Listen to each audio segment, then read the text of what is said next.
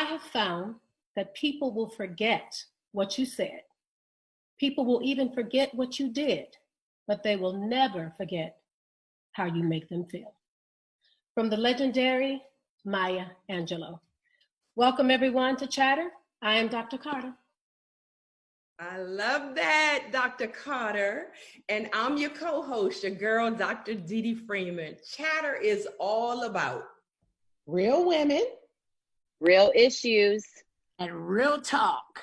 And that's it. And tonight I'm coming from Maryland dealing with menopause. I just want y'all to know that. Dealing with menopause. Okay. That's right. My emotions and feelings are all over the place. That's okay. It's okay, right? Y'all just pray for a sister. Y'all talked about me. Holly called me old yesterday, but Jewel, where are you? I'm live right here from Nashville in my living room.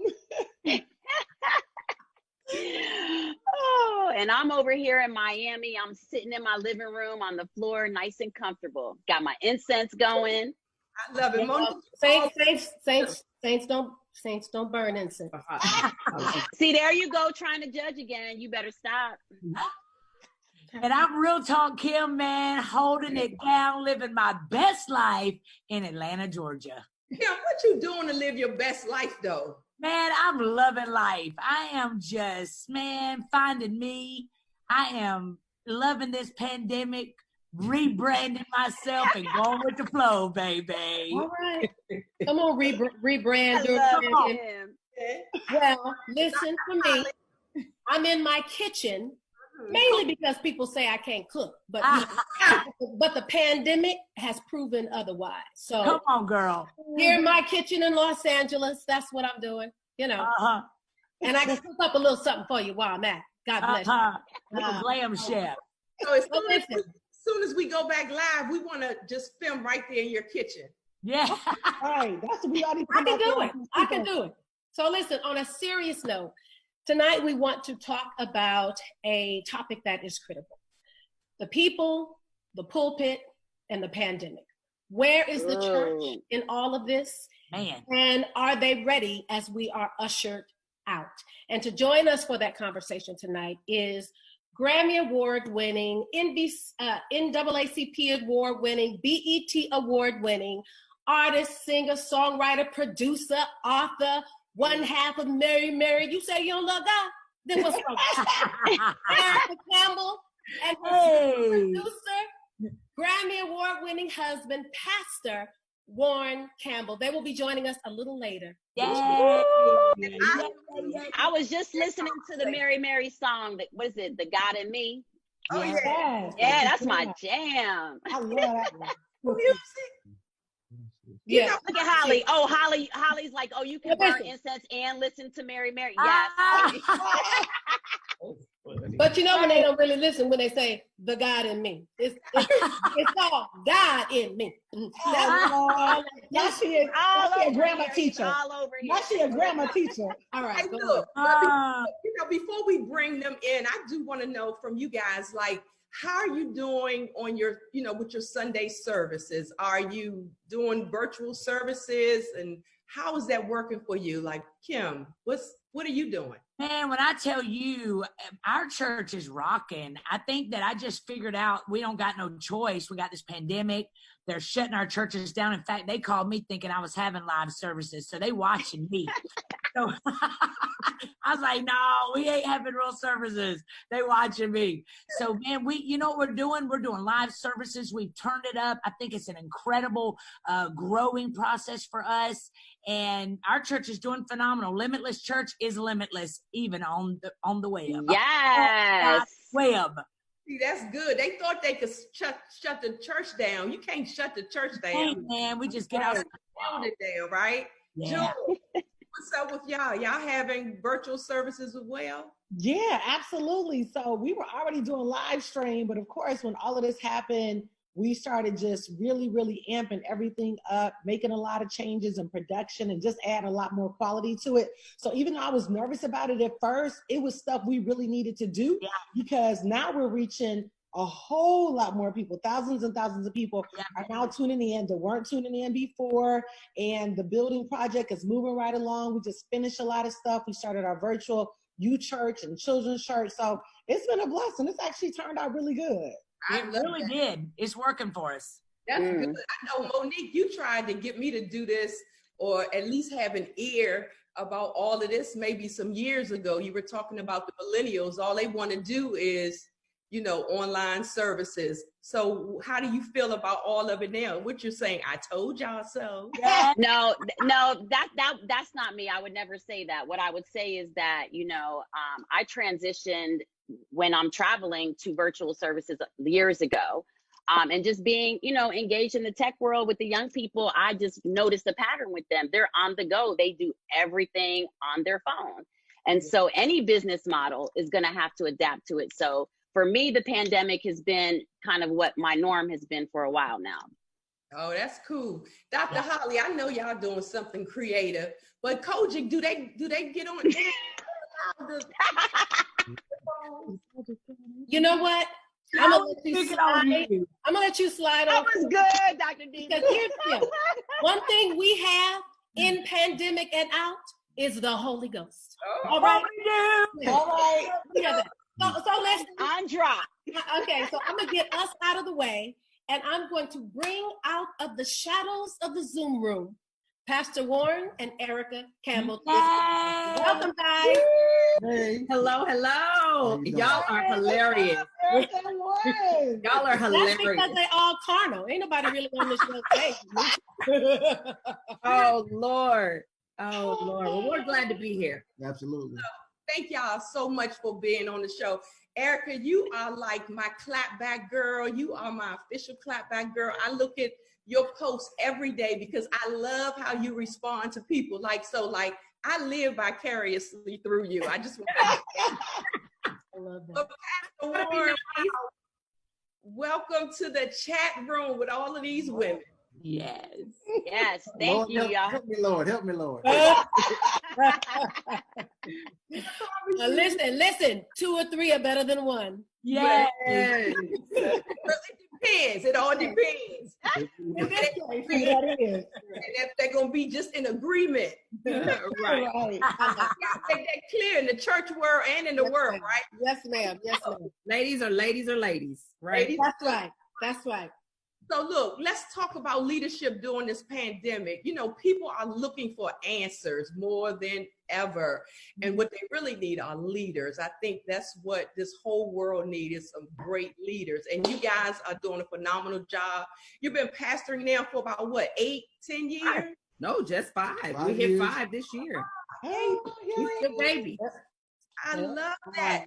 So, but look, as pastors, what kind of advice would you give, or that you have been giving, you know, the people in your congregation concerning all of this?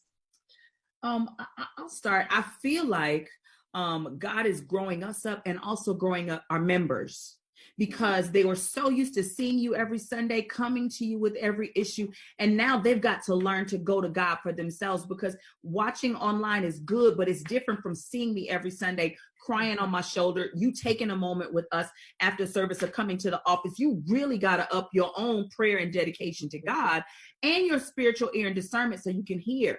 But it you know, now it's like he speaks on Sunday and then it's like, okay, what? It's no altar calls, nobody to talk to after service. It's different. So I think we're all learning and growing in this process. We are being stretched, but in a good way, I believe, because I'm learning things about myself that I didn't know, and people are learning things about themselves. We're realizing that we needed each other more than we thought. You know, we had a virtual, what do you call it, a drive-by birthday celebration from our and it was a surprise, and all of the church members came, and I didn't realize until that moment, because I just broke down and started crying when I saw all the people. Right. You know what I mean? And I said, man, I really miss you guys. You know. Yeah. So it's been tough on us, because our church is a small family. It's a small church. We got, I mean, it was 500 people there. You know what I mean? So like kind of everybody knows everybody. You know what I mean? Yeah, I love it. And so even all the babies, the college students, Yeah. just all of them. We're aware of the ones that just moved to California, that were starting new businesses, and so we're still connected and just going through this together. But I believe that we're all growing in our individual walk with Christ. Yeah, I love that. Mm. We've Hey, had, Pastor, yeah. I would like to ask you a question. What do you say about all of this like conflicting information going around about these pastors? What about the ones that maybe disagree with what the government are saying? What like there's a Tony Spell in Louisiana that's had church, and he's defined the state and what they rule. What would your advice be on Wait a something minute, like that? wait. Tony Spell was the one that was preaching with the ankle bracelet on? Yes, he had a whole ankle bracelet. Let it be known. Be clear. No, Well, he's supposed to be at home. Holly. Well, what would y'all say? Like, what about all the conflicting information floating around? When it comes to conflicting information, I say one thing. The Bible talks about believing reports. Whose report will we believe? Come on, I man. believe the report of the Lord, right? Yes. So no matter what, CNN says something different than Fox News, it says something Come different on, man. than NBC. Yeah. And so, I err on the side of being cautious, Yeah. not scared. Right. I'm not Me fearful. too. Yeah, me too. I have to be responsible. If God has entrusted you with sheep, That's you good, have to Pastor. and keep them safe. You know That's what I mean? good. Yeah. And so we're not there's no vaccine for emotional pain. Mm. We still have to be there for our people. So I tell my people all the time, the church did not close, the building did. Yeah. Right. So- Yes. And Well, I know that's right. There's I was just reading today, there's a Mother's Day service that happened, and now so many of the members who attended are now in the hospital. Wow. And so you're right, it's about being safe and smart and and what getting they're the doing is they're literally tempting God. Yeah. Yeah. Mm. Man, that's You're tempting God. You're saying, back in the day, way back in the day, when people would Take a snake. They take a snake and let the snake yes. not on fire. All them people died, And so, we're not snake charmers. No. Right. We got wisdom, don't we? Gotta use wisdom. So let me ask you this. How do you feel in terms of the impact that the virtual church is having? I mean, I know kind of what I feel like I'm seeing, but do you feel like it's going to be any less than when people are able to get together? Or do you think the virtual impact is really just as strong as when people are able to get together? I don't know what the building will look like. I know that we are reaching way more people. Yeah. Like when we do our Wednesday night Bible study on our church's Instagram page, we've got people from all over the country, all over the world. Sometimes we have people from Nigeria, Brazil, and London. We wouldn't see that in the building on a Wednesday night. So there are people that will need the church building. There are people that are used to touching and coming, and and they will need that. But there was some there. I believe there'll be some that will still be virtual members. I think it'll be slow though. I mean, because people will still have a lot of trepidation about gathering. So you do altar call? Yeah, right. I don't want to touch your forehead right now. Listen, see the pastor, the priest who had the mask. There was a priest recently who had a mask and a plastic thing over, and he was spraying drive-by holy water sprays. And he just got in trouble for that. So, it's interesting, Erica, you were referencing the Instagram, live prayer, and me owning a tech fund. I'm curious, as Dr. Dede said, I've been talking about technology for a while. So are you guys partnering and bringing new tech companies in, or are you doing it all in-house? Well, right now it's in-house. We're in LA with a lot of resources as it pertains to technology. Our church is very blessed. A lot of film directors and editors and actors and actors and musicians at our church, singers. Good. We got everything. Yeah. Kind of pulled together. I mean, I think that's kind of the crowd we attract because of what we do in our profession. So it was an easy transition to we were already in that world very heavy. Yeah. So our house has become a studio. There are lights, great microphones. Well, listen, Twitter announced that forever employees no longer have to report to work. They will forever be virtual. Jack Dorsey announced that 2 days ago. So there is a huge Wow. shift that is about to happen. That's right. That's right. And I always say, you know, there is no going back to normal. It's we're going back to a new normal. And what is that going to be? I was talking to my pastor yesterday, and he says, so have you thought about, you know, when it is time to go back to the church, that it is going to be different? And my reaction was, it really is.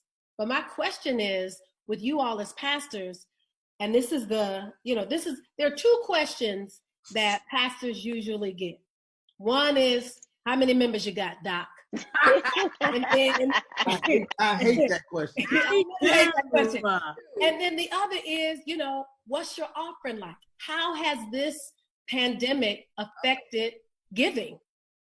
You know, for us, it's been kind of great. It's maintained. It fell off the very first week. So before the quarantine hit, I heard about the pandemic. And so what I did was I took the choir, the praise team, and we went to a rehearsal studio and we recorded a few services. Yes. And That's what we're thinking. Before there was a quarantine, I didn't know we were going to be quarantined like that, but so we were able to do that. And so sometimes we actually played one of those services a couple of weeks ago, and people thought we were there live, so we got some flack. Right. That's from before. But as far as, you know, giving and things of that nature, it really has held up. Yeah. You know what I mean? We had one lady said, "Listen, I just want to make sure we you know, help families out." So she gave us a bunch of money. So I want to give $1,000 to every family in the church. You know. Wow. And that's the kind of our pillars in our church. One of the 5 pillars of our church is generosity, faith, prayer, worship, word, and generosity. So we're leaning on our generosity right now. We do grocery store giveaways and things of that nature. So our church is just they just know that's who we are as a church. Yeah. So they've been doing very good. I'm proud of California Worship Center. For sure. Y'all done an amazing job. I love it. Plug your church, Pastor. I was out of order because I should have said the name of your church when I said Pastor. I love it. You sure didn't give him his credit, Holly. Yeah, I apologize for that. I'm sorry. You know, I have a question, because when you talked about the giving, is where you're giving different now? Like, are the requests different? Are the needs different of the members?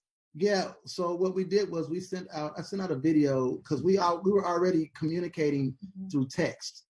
Our church was halfway mobile anyway. Y'all data collect. Okay. Yeah, we collect a lot of data, and we already were giving online through PushPay even before all of this. So everything kind of just stayed the same. But what I did was I filmed a video, and I just told people, we sent out a survey. I want to know how this pandemic was affecting you, affecting your family members. If you have family members that were out of state, you know, where because just trying to find out where they are so we can know where the pain centers are, so we can, you know, serve those areas. Yeah. So good. That is good. Those tech questions, I want to know. I have a question. Yeah. You know, because you have so much viewership, say, out of the country, are you guys considering doing some type of e-church along with, you know, your regular services, like just being present where you are? Are you going to add to it? Because I think every ministry now has thousands of viewers in our services now. Well, and so a lot of people are considering that. Yeah. We open up the platform. So we have the live stream platform that our members watch on Sunday morning, but then we restream it again on IG Live, on YouTube Live, on Facebook Live, and it is up. We have an app, you know, so everybody, anywhere. Matter of fact, our app is called Cali Everywhere. So everywhere you are, you can be at Cali Worship and experience what we're. I'm coming to Cali Worship. Yes. I love it. Now, if she says she's coming to Cali Worship, you know what? Do not pay attention to Holly. I don't want you to be Pharisee. I gotta ask this question. I'm not fair. Listen, I am fair, you see. And so I'm just trying to help the saints. You trying to drag us back to Egypt? Yes. But hold on, y'all. I don't know. Has anybody considered? And we talked about this a little bit. What about the people that don't know how to really use technology? I mean, I was almost thinking like we might need to create some kind of class or a form or something, because you got a lot of people, not just older people, but it's some younger people that don't really know how to work tech. Listen, I want to visit other churches on Sunday, and I'll be like, how do I find it? I'm trying to find my friend's church. You know, all the churches that I wanted to visit and hear the pastors and stuff. I get to visit, but now I'm like, where's the line? What button do I click? And I know I'm having problems. Yeah, I know there's some, you know, more mature saints who, you know, are just at home and trying to figure it out, and maybe they don't have grandchildren or nieces and nephews that can come over and help them. So we do need to figure something out. We got to do that. My 79-year-old auntie called me. Now, I ain't never did this before. I want to give my tithes. But I need some help. So she called me, and I had to walk her through. Push pay, and she's on Instagram. She's on Instagram now. She's 79. What are there are ways you can give to ministries who are giving to others with these tech apps like Givelify, you know, Cash App or what have you. I don't know all of them, but I do know at my church we use Givelify. But I wanted to ask you guys something on another note. Now we're talking about, you know, staying tech savvy so that we can connect with the churches. But what do you guys say as leaders? How do you keep it light? You know, where are you finding still fun and moments of joy? You know, how are you advising your folks and even your home? Because you do a lot on social media, and a lot of it is a lot of fun. So how are you, you know, engaging your congregation to do the same? I think joy is very necessary. You know, the joy of the Lord is your strength, and it's really true. It's hard to be depressed and laugh at the same time. So I think anytime you infuse a little bit of laughter and you kind of level the playing field when you talk about the things that we're all dealing with, you know, homeschooling, which I don't enjoy at all. You know, you ain't called to that. That ain't your anointing. That ain't my anointing, Pastor. It is not mine either. But I think just, you know, just being honest with the people, making fun of not being able to get your nails. Like, I got press-ons, y'all. Me too. Well, you doing better than most of us. Everybody got their hands down. $5. Yeah, I have none. Listen, he won't let me cut his hair, you know. No. So you just things that you have to adjust to. You know, we used to travel a lot and be on the phone. Now we just with each other every day. Okay. Oh, how is that? I love it. Yeah. Please tell Dr. how that is. Because she certainly has an opinion about her and her little old husband. Tell us how y'all do. Sometimes it's a power struggle.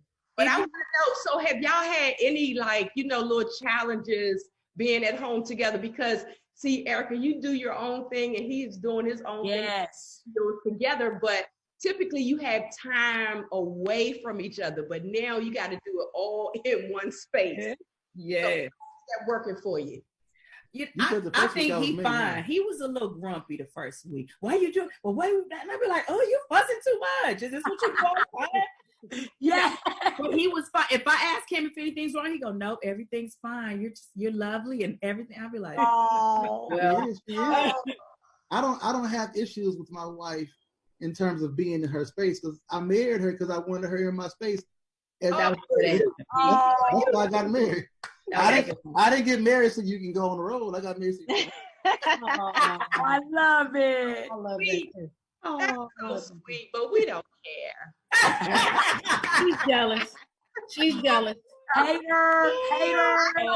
But you know, he still has to prepare for messages. He's still producing music, so he's still in his corner of the house. I need her to be quiet sometimes. Okay.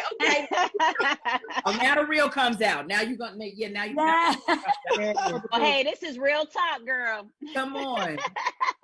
Well, you know, because she comes from a louder family than I do. Holly knows exactly what I'm talking about. Yes. Yeah.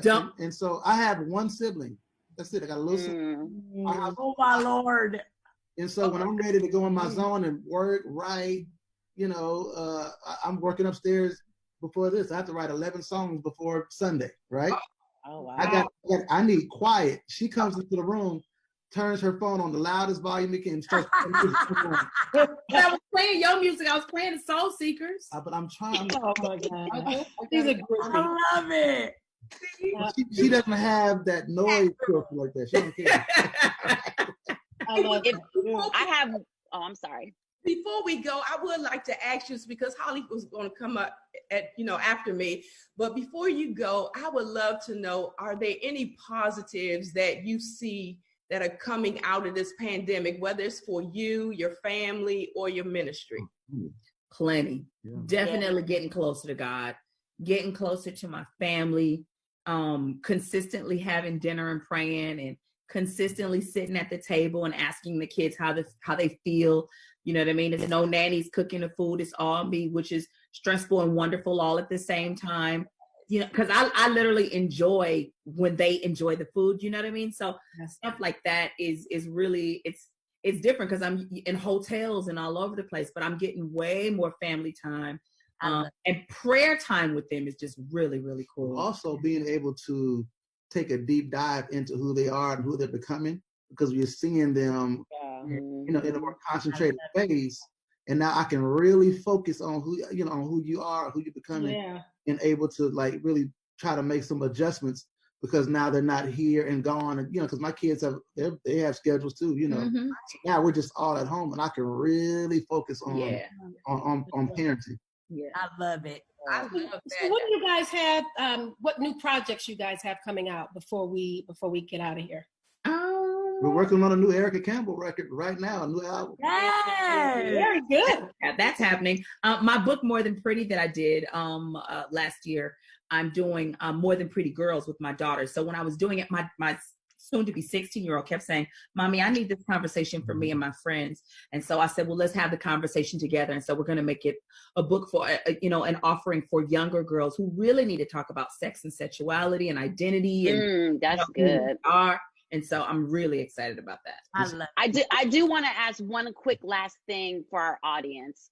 For all of the audience or anyone out here who watch this who has suffered during this time of any type of loss, what would you guys say to them?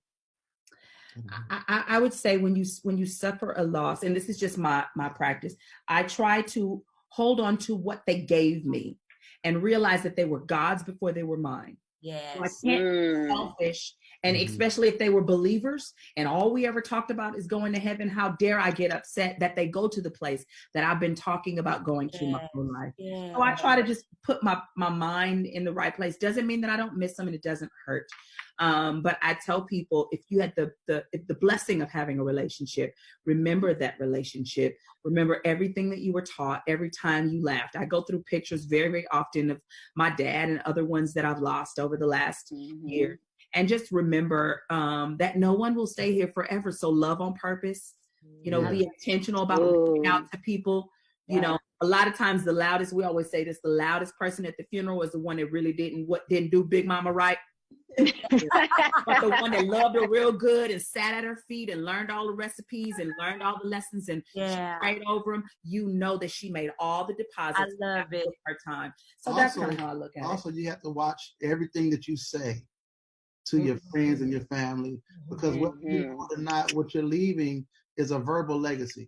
Man, and that could be negative or positive. You know what I'm saying? Because as the memories fade, as the visual of what they look like fades, you can always hear the voice of things that they say. Yes, which is exactly what we said at the top. Well, guys, we've got to get out of here. Pastor Warren, Erica Campbell, thank you so much for joining us from Cali. Yes. We love you. We appreciate your time with us. And to our viewers, we are back here next week, 7 p.m. Pacific, 10 p.m. Eastern, right here on Fox Soul. Oh, but before we go, let me leave you with this. All things are working together for the good. Why? Because we have been called. Up next, Mike and Donnie.